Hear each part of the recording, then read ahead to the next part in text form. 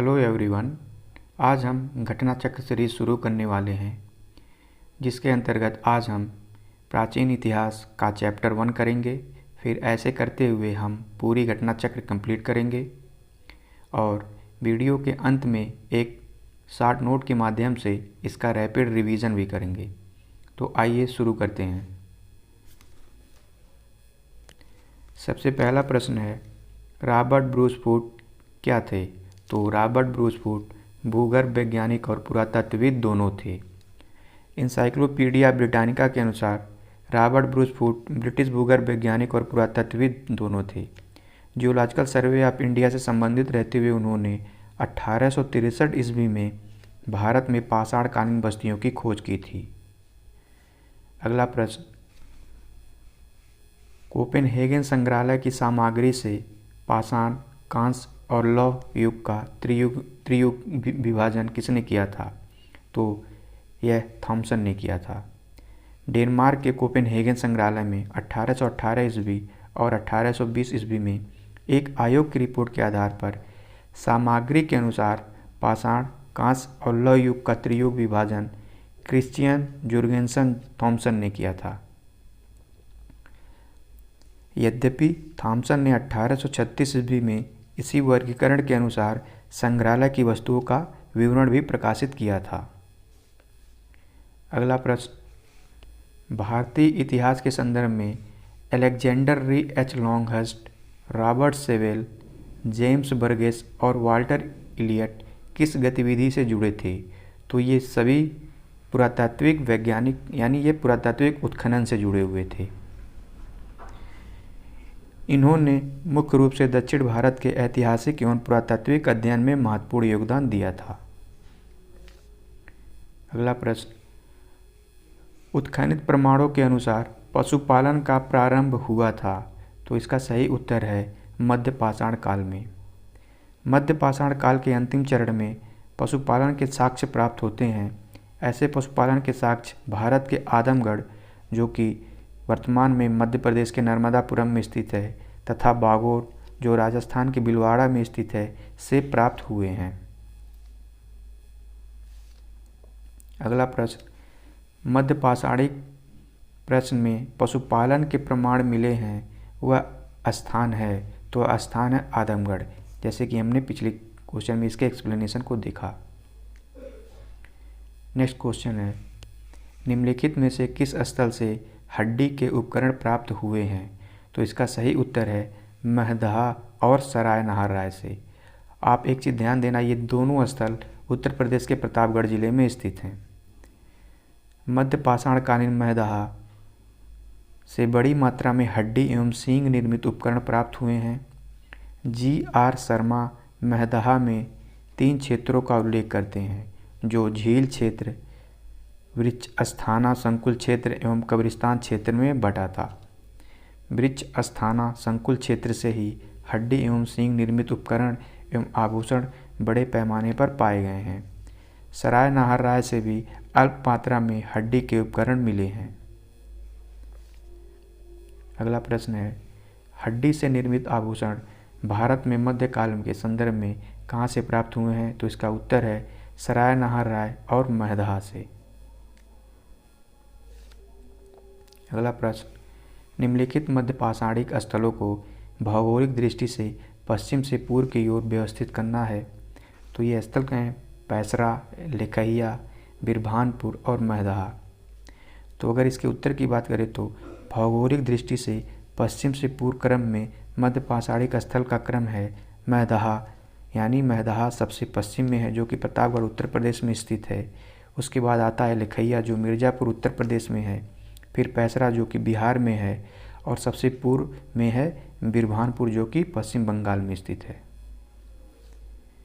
अगला प्रश्न, एक ही कक्ष से 3 मानव कंकाल निकले हैं, जो कहाँ पाए गए हैं? तो ये दमदमा से मिले हैं।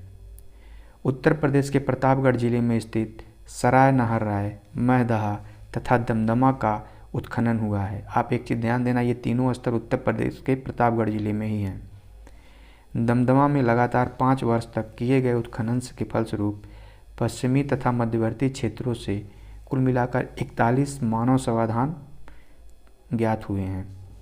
इन समाधानों में से 5 समाधान युग्म समाधान हैं, यानी वो कपल हैं, और एक समाधान में 3 मानव कंकाल एक साथ मिले हैं। शेष समाधानों में एक एक कंकाल मिले हैं। अगला प्रश्न, खाद्यान्नों की कृषि सर्वप्रथम कहाँ प्रारंभ हुई? मतलब कब प्रारंभ हुई? तो खाद्यान्नों की कृषि सर्वप्रथम नवपाषाण काल में प्रारंभ हुई। आपको पता होगा कि पाषाण संस्कृति को 3 काल में बांटा गया है, पुरापाषाण, मध्यपाषाण और नवपाषाण। तो उनमें जो नवपाषाण काल है उसके अंत में खाद्यान्नों की कृषि प्रारंभ हुई थी। यह वही समय था जब मनुष्य कृषि कर्म से परिचित हुआ। अगला प्रश्न, भारत में मानव का सर्वप्रथम साक्ष्य कहाँ मिला है? तो इसका सही उत्तर है नर्मदा घाटी में। भारत में मानव का सर्वप्रथम साक्ष्य नर्मदा घाटी में अवस्थित हथनौर, जो कि उत्तर मध्य प्रदेश के सीहोर जिलों में स्थित है, नामक पुरास्थल से प्राप्त हुआ है। इसकी खोज पुरातत्वविद अरुण सोनकिया द्वारा 1982 में की गई थी। अगला प्रश्न, प्रथम मानव जीवाश्म भारत की किस नदी घाटी से प्राप्त हुआ है?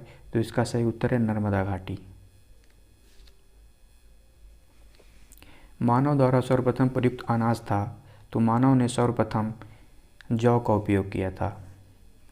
आधुनिक मानव समाज द्वारा मुख्य रूप से 8 खाद्य अनाजों का उपयोग किया गया है, जो हैं जौ, गेहूँ, चावल, मक्का, बाजरा, सोघर्म, राई एवं जई। ये पौधे विभिन्न क्षेत्रों में जंगली घास के रूप में विद्यमान थे, जिन्हें बीजों के रूप में अलग अलग क्षेत्रों में अलग अलग समय पर मानव ने उगाया। वैश्विक दृष्टि से देखा जाए तो सर्वप्रथम जौ 8000 ईसा पूर्व के आसपास भूमध्य सागर एवं ईरान के मध्य स्थित क्षेत्रों में मानव द्वारा उगाया गया था। यानी जौ की खेती कहाँ की गई थी? तो भूमध्य सागर और ईरान के मध्य वाले क्षेत्र में। बाद में लगभग इसी समय गेहूँ भी उगाया जाने लगा। अगला प्रश्न, भारतीय उपमहाद्वीप में कृषि के प्राचीनतम साक्ष्य कहाँ से प्राप्त हुए हैं? तो इसका सही उत्तर है बी, लहुरा देव से। नवीनतम खोजों के आधार पर भारतीय उपमहाद्वीप में प्राचीनतम कृषि साक्ष्य वाला स्थल उत्तर प्रदेश के संत कबीर नगर जिले में स्थित लहुरा देव है। यानी लहुरा देव कहाँ स्थित है? तो वो उत्तर प्रदेश के संत कबीर नगर जिलों में स्थित है। इसका मुख्यालय है खलीलाबाद। यहाँ से 9000 ईसा पूर्व से 7000 ईसा पूर्व के मध्य चावल के साक्ष्य प्राप्त हुए हैं। बेसिकली यहाँ चावल की भूसी प्राप्त हुई है। इसे पूर्व मतलब इससे पहले मेहरगढ़, जो कि वर्तमान में पाकिस्तान में स्थित है, को कृषि का प्रारंभिक स्थल माना जाता था, लेकिन लहुरा देव के बाद वही कृषि का प्रारंभिक स्थल माना गया है। अगला प्रश्न, भारतीय उपमहाद्वीप में कृषि के प्राचीनतम साक्ष्य कहाँ मिले हैं? तो वो मेहरगढ़ से मिले हैं। अगर इसमें अगला प्रश्न, नवपाषाण युग में भारतीय उपमहाद्वीप में उत्तर पश्चिमी क्षेत्र में निम्नलिखित में से किस स्थान पर कृषि के प्रारंभिक प्रमाण प्राप्त हुए हैं? तो इसका उत्तर भी वही है, मेहरगढ़। काफ़ी क्वेश्चन रिपीटेड हैं। अगला प्रश्न, भारतीय उपमहाद्वीप में कृषि के प्राचीनतम साक्ष्य, तो वो भी मेहरगढ़। नेक्स्ट क्वेश्चन, भारत में पशुपालन एवं कृषि प्राचीनतम साक्ष्य प्राप्त हुए हैं? तो इसका उत्तर है मेहरगढ़। अगला प्रश्न, उत्तर प्रदेश की सांस्कृतिक विरासत के संदर्भ में निम्नलिखित कथनों में कौन से कथन सही हैं? तो इसका पहला कथन है, इस प्रदेश के अनेक उत्खनित पुरास्थलों से वैश्विक संदर्भ में कृषि के प्राचीनतम प्रमाण प्राप्त हुए हैं। और दूसरा कथन है, प्राचीनतम प्राप्त कृषि अनाज जौ और धान थे। तो अगर सही उत्तर की बात करें तो इसमें केवल एक कथन ही सही है। उत्तर प्रदेश के कई पुरातात्विक स्थलों, विशेषकर लहुरा देव से विश्व स्तर पर अत्यंत प्राचीन कृषि के प्रमाण प्राप्त हुए हैं। लहुरा देव से लगभग 9000 से 7000 ईसा पूर्व के बीच धान की खेती के साक्ष्य मिले हैं, जो विश्व के प्राचीनतम कृषि प्रमाणों में गिने जाते हैं। दूसरा कथन गलत इसलिए है क्योंकि प्राचीनतम कृषि अनाज हर क्षेत्र में समान नहीं था। विश्व स्तर पर जौ पहले उगाया गया, जबकि उत्तर प्रदेश के संदर्भ में धान के प्राचीन प्रमाण मिलते हैं, इसलिए दोनों को साथ में प्राचीनतम कहना सही नहीं है।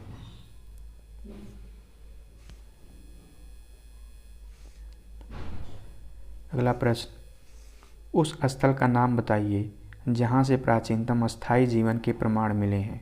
तो इसका सही उत्तर है मेहरगढ़।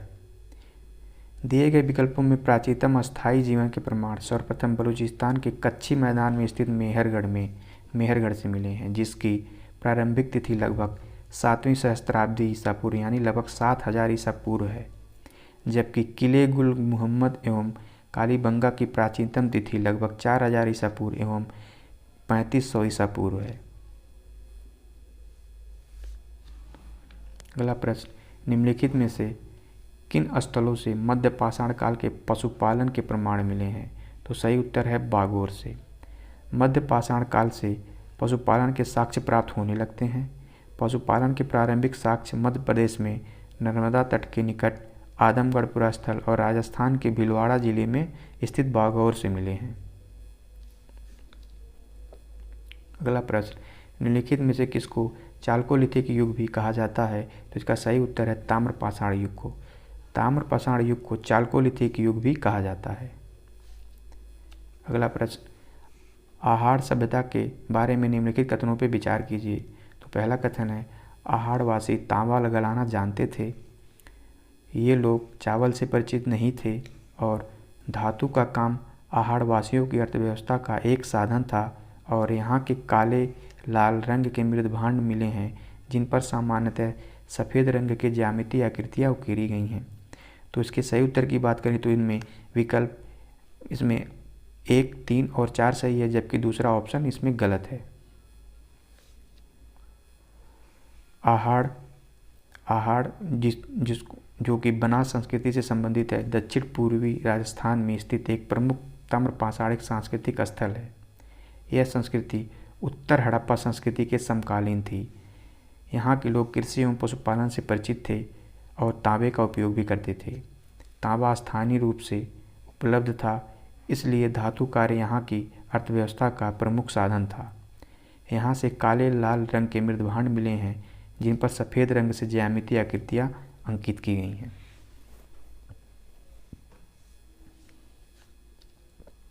अगला प्रश्न, आहार अथवा बनास संस्कृति किस संस्कृति के समकालीन थी। तो इसका सही उत्तर है हड़प्पा संस्कृति। नेक्स्ट क्वेश्चन है, निम्नलिखित में से किस पुरास्थल में पाषाण संस्कृति से लेकर हड़प्पा सभ्यता तक के सांस्कृतिक अवशेष प्राप्त हुए हैं। तो इसका उत्तर है मेहरगढ़। बलूचिस्तान जो कि पाकिस्तान में स्थित है, उसमें स्थित पुरास्थल मेहरगढ़ से पाषाण संस्कृति से लेकर हड़प्पा सभ्यता तक के सांस्कृतिक अवशेष प्राप्त हुए हैं। अगला प्रश्न, नौदा टोली का उत्खनन किसने किया था। तो इसका सही उत्तर है HD सांकलिया ने। नौदा टोली जो मध्य प्रदेश का उत्खनन नौदा टोली जो कि मध्य प्रदेश में स्थित है का उत्खनन डेक्कन कॉलेज पुणे के प्रोफेसर HD सांकलिया ने कराया था। यह स्थल इस क्षेत्र का विस्तृत उत्खनित ताम्रपाषाणिक स्थल है, जिसकी तिथि लगभग 1500 ईसा पूर्व से 1300 ईसा पूर्व के मध्य निर्धारित की गई है। अगला प्रश्न, नौदा टोली किस राज्य में अवस्थित है। तो नौदा टोली मध्य प्रदेश में स्थित है। बृहद पाषाण स्मारकों की पहचान की गई है। तो बृहद पाषाण स्मारकों की पहचान एक मृतक को दफनाने के स्थान के रूप में की गई है। नवपाषाण युगीन दक्षिण भारत में शवों को विभिन्न प्रकार की समाधियों में दफनाने की परंपरा विद्यमान थी। इन समाधियों को जो विशाल पाषाण खंडों से निर्मित हैं, बृहद पाषाण या मेगालिथ के नाम से जाना जाता है। इनके विभिन्न प्रकार हैं, जैसे शिष्ट समाधि, पीठ circle, cairn circle, dolmen, umbrella stone, hood stone, Keynes मेनहिर। अगला प्रश्न, राग का टीला निम्नलिखित में से किस नवपाषाणिक स्थलों से संबंधित है। तो यह संगनकल्लू से संबंधित है। कर्नाटक के मैसूर के पास बेल्लारी जनपद में स्थित संगनकल्लू नामक नवपाषाण कालीन पुरास्थल से राग के टीले प्राप्त हुए हैं।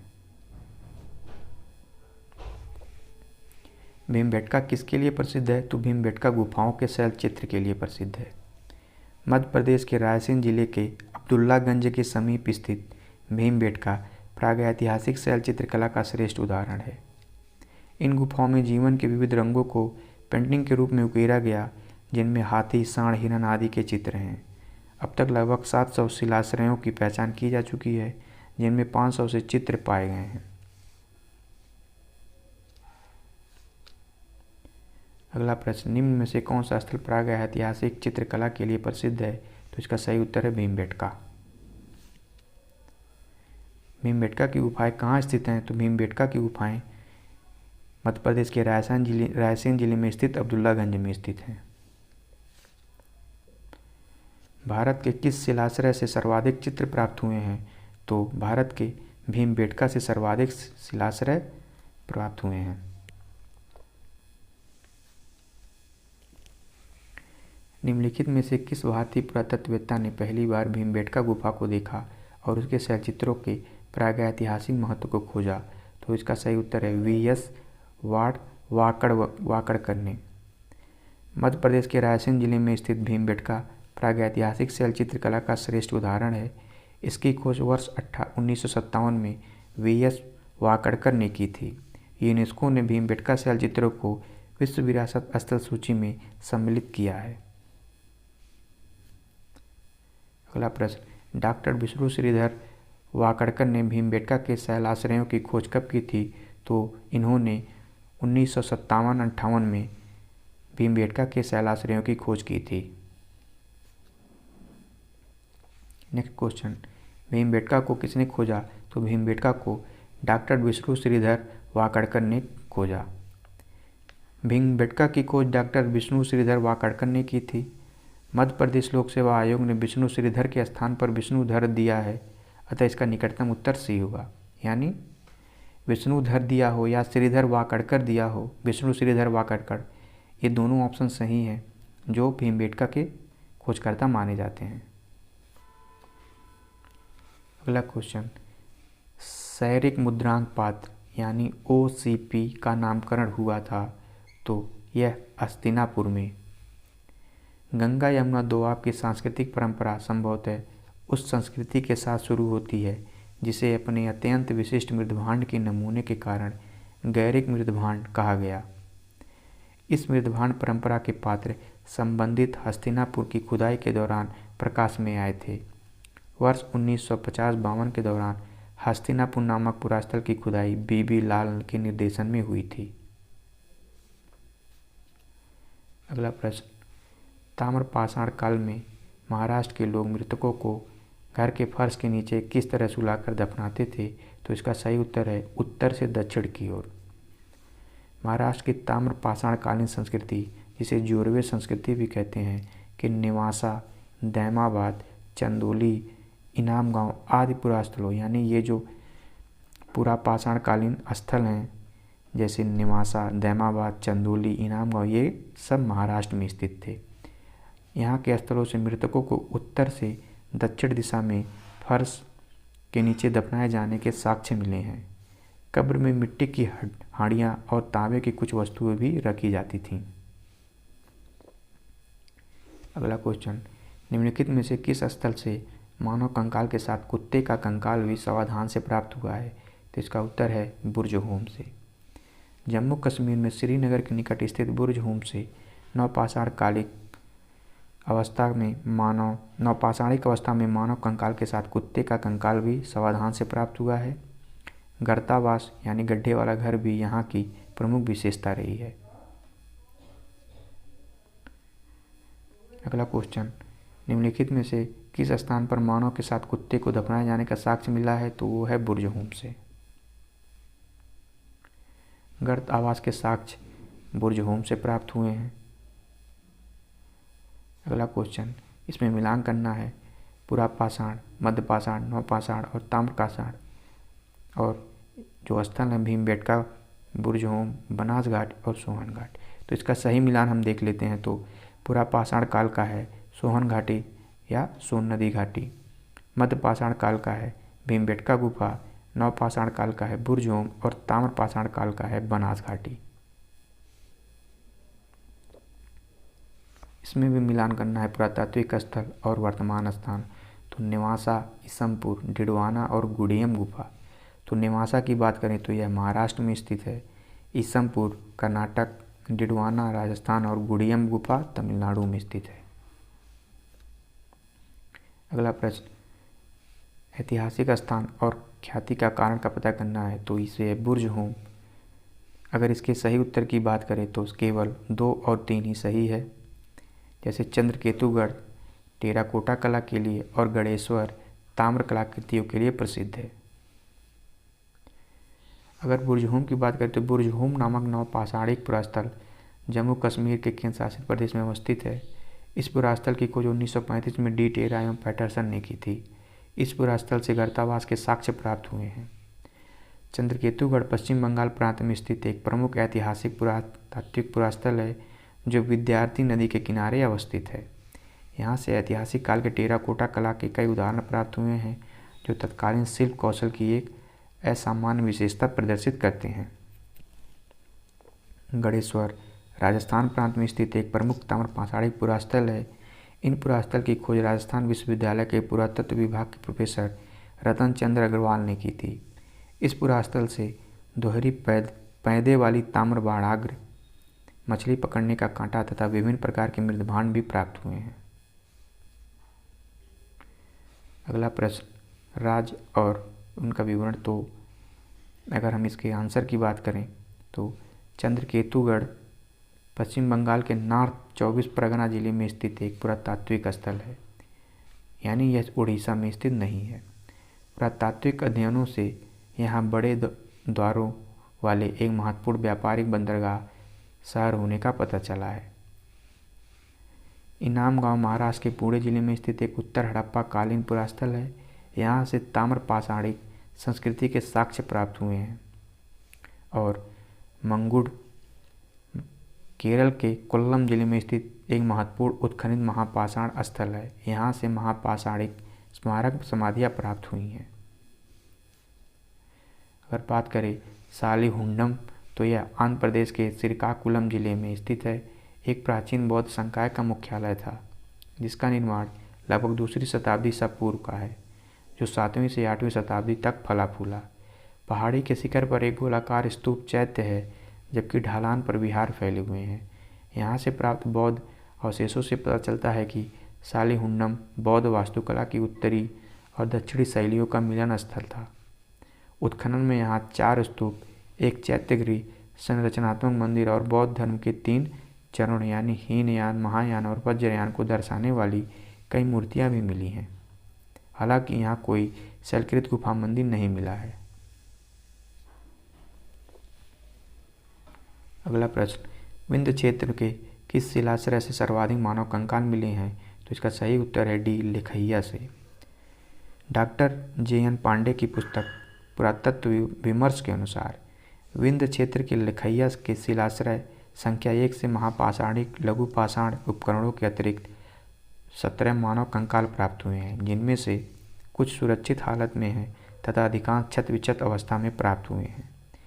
संयुक्त राज्य अमेरिका के ओरेगन विश्वविद्यालय की जॉन और लुकास के अनुसार लिखैया में कुल 27 मानव कंकालों की अस्थियां भी मिली हैं।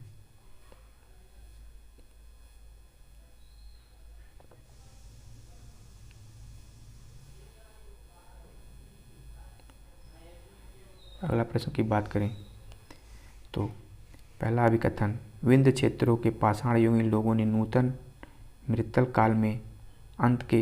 काल के अंत में गंगा घाटी में प्रयोजन किया। और इसका कारण की बात करें तो जलवायु परिवर्तन के कारण इस काल में शुष्कता का चरण था। तो इसका सही उत्तर है ए, यानी ए और आर दोनों सही है और आर एक ही सही व्याख्या भी करता है। GR शर्मा ने सराय नाहर राय में खुदाई के बाद यह अवधारणा दी कि नूतन मृतल काल के अंत में सूखे के कारण विंध्य क्षेत्र में भोजन की कमी के कारण लोगों ने गंगा घाटी क्षेत्र में प्रवेश किया था।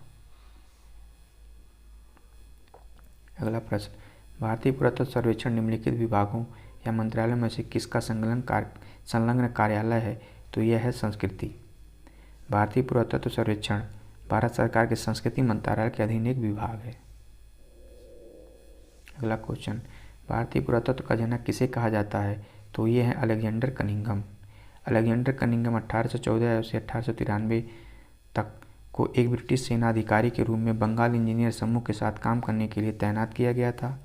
उन्हें ही भारतीय पुरातत्व के जनक के रूप में जाना जाता है। अगला प्रश्न, राष्ट्रीय मानव संग्रहालय कहाँ है? तो राष्ट्रीय मानव संग्रहालय भोपाल में स्थित है। राष्ट्रीय मानव संग्रहालय, इसका नाम बदलकर इंदिरा गांधी राष्ट्रीय मानव संग्रहालय कर दिया गया है, वह मध्य प्रदेश के भोपाल में स्थित है। यह भारत सरकार के संस्कृति मंत्रालय के अंतर्गत एक स्वायत्त शासी संगठन है।